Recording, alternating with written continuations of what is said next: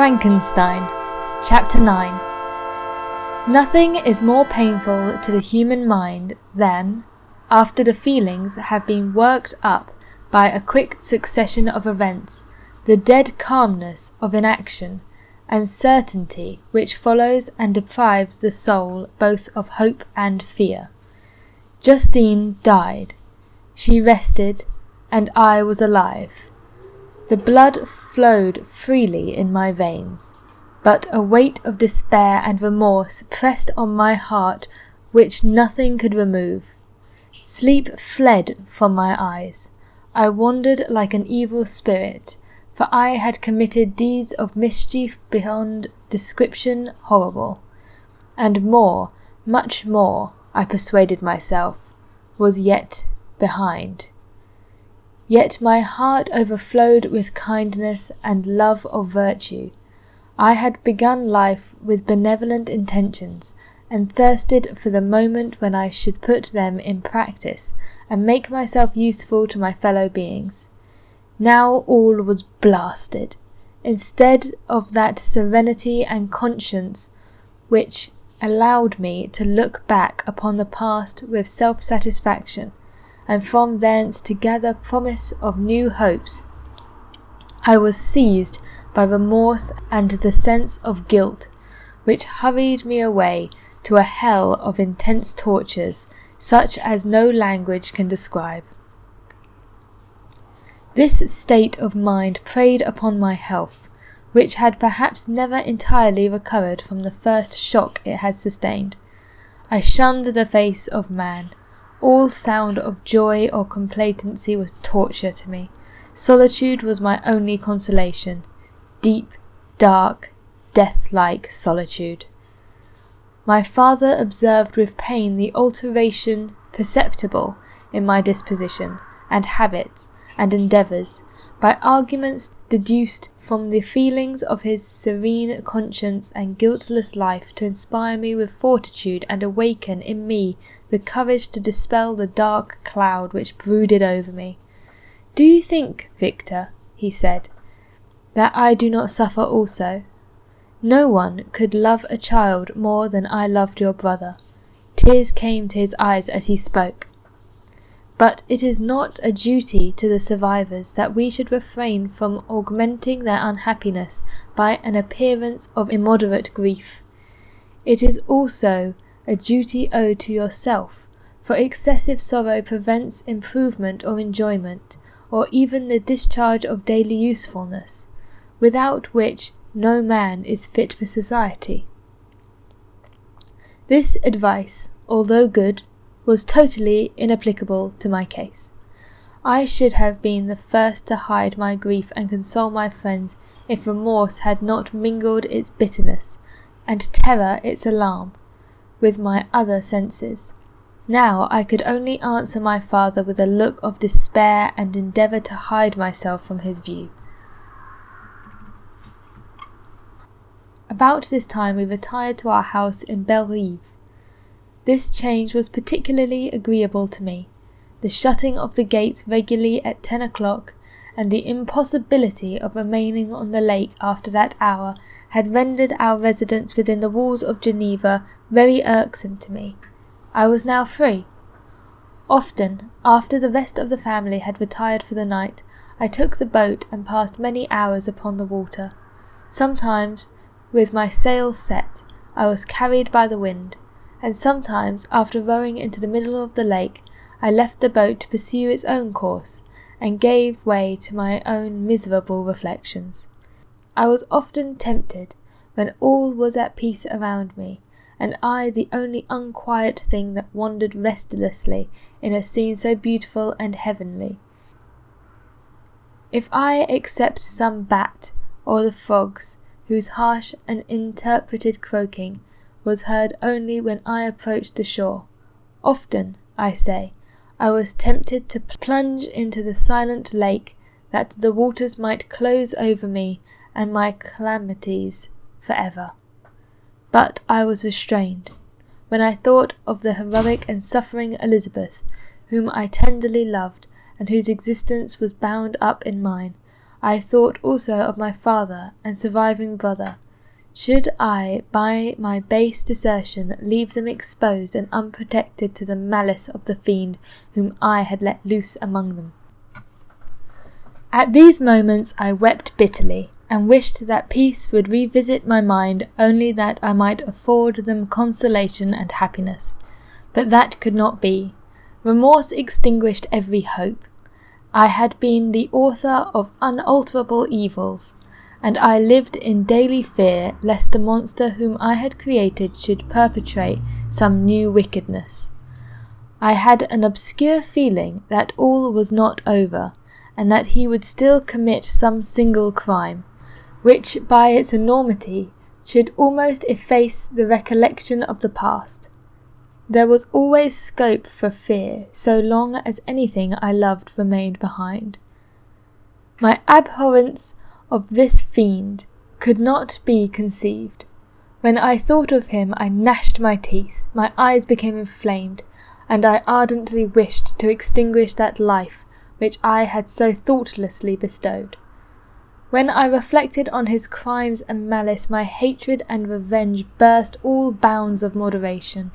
I would have made a pilgrimage to the highest peaks of the Andes, could I, when there, precipitated him to their base. I wished to see him again, that I might wreak the utmost extent of abhorrence on his head, and avenge the deaths of Will and Justine. Our house was the house of mourning. My father's health was deeply shaken by the horror of the recent events. Elizabeth was sad and desponding. She no longer took delight in her ordinary occupations. All pleasures seemed to her sacrilege towards the dead.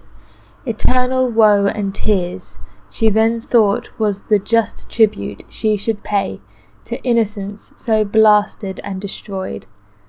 She was no longer that happy creature who in earlier youth wandered with me on the banks of the lake and talked with ecstasy of our future prospects. The first of those sorrows which are sent to wean us from the earth had visited her, and its dimming influence quenched her dearest smiles. "When I reflect, my dear cousin," she said, "on the miserable death of Justine Mortiz, I no longer see the world and its works as they were before appeared to me. Before I looked upon the accounts of vice and injustice that I read in books or heard from others as tales of ancient days or imaginary evils. At least they were remote and more familiar to reason than to the imagination. But now misery has come home, and men appear to me as monsters thirsting for each other's blood. Yet I am certainly unjust. Everybody believed that poor girl to be guilty, and if she could have committed the crime for which she suffered, assuredly she would have been the most depraved of human creatures. For the sake of just a few jewels, to have murdered the son of her benefactor and friend, a child whom she had nursed from its birth, and appeared to love as if it had been her own. I could not consent to the death of any human being, but certainly I should have thought such a creature unfit to remain in the society of men. But she was innocent. I know, I feel she was innocent. You are of the same opinion, and that confirms me. Alas, Victor, when falsehood can look so like truth, who can assume themselves of certain happiness? I feel as if I were walking on the edge of a precipice towards which thousands are crowding and endeavouring me to plunge into the abyss. William and Justine were assassinated, and the murderer escapes. He walks about the world free, and perhaps respected. But even if I were condemned to suffer on the scaffolds for the same crimes, I would not change places with such a wretch." I listened to this discourse with the extremest agony. I, not indeed, but in effect, was the true murderer. Elizabeth read my anguish in my countenance, and kindly taking my hand, said, "My dearest friend, you must calm yourself. These events have affected me, God knows how deeply, but I am not so wretched as you are. There is an expression of despair that sometimes of revenge in your countenance that makes me tremble. Dear Victor, banish these dark passions.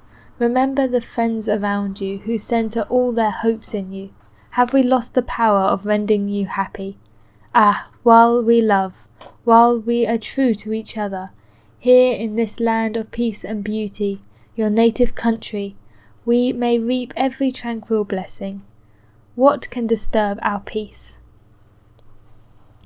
And could not such words from her, whom I fondly prized before every other gift of fortune, suffice to chase away the fiend that lurked in my heart?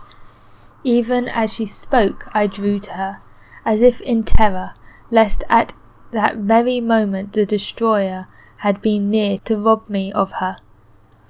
Thus not the tenderness of friendship, nor the beauty of earth, nor of heaven, could redeem my soul from woe.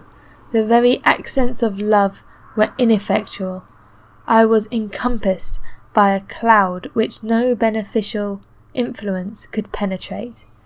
The wounded deer dragging its fainting limbs to some untrodden brake, there to gaze upon the arrow which had pierced it, and to die, was but a type of me. Sometimes I could cope with the sullen despair that overwhelmed me, but sometimes the whirlwind passions of my soul drove me to seek, by bodily exercise and by change of place, some relief from my intolerable sensations. It was during an access of this kind that I suddenly left my home, and bending my steps towards the near alpine valleys, sought in the magnificence, the eternity of such scenes, to forget myself, my ephemeral, because human sorrows. My wanderings were directed towards the valley of Chamonix. I had visited it frequently during my boyhood. 6 years had passed since then. I was a wreck, but naught had changed in those savage and enduring scenes.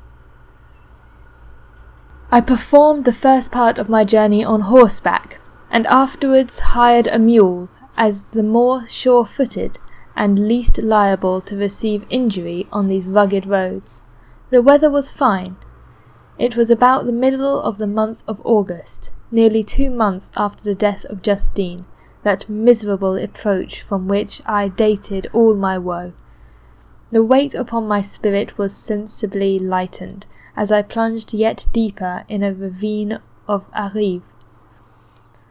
The immense mountain and precipice that overhung me on every side, the sound of the river raging among the rocks, and the dashing of the waterfall around, spoke of a power mighty as omnipotence, and I ceased to fear or bend before any being less almighty than that which had created and ruled the elements, here displayed in their most terrific guise.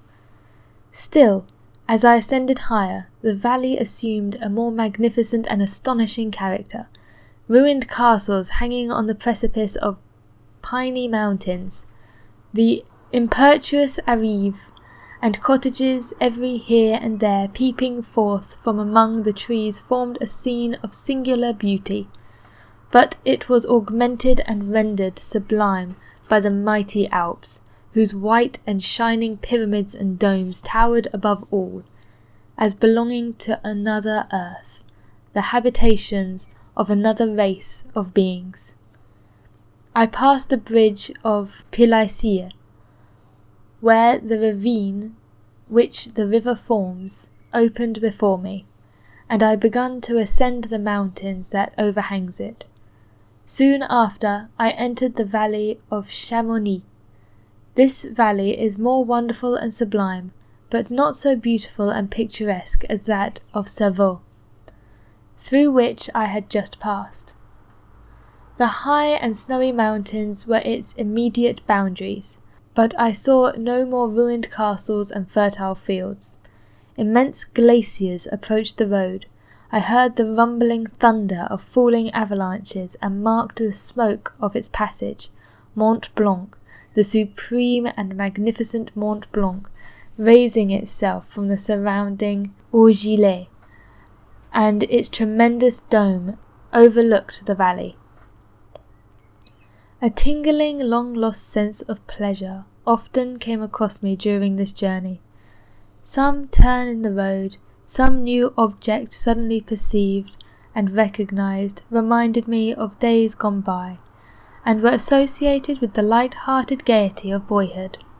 The very winds whispered in soothing accents, and maternal nature bade me weep no more. Then again the kindly influence ceased to act. I found myself fettered again to grief and indulging in all the misery of reflection.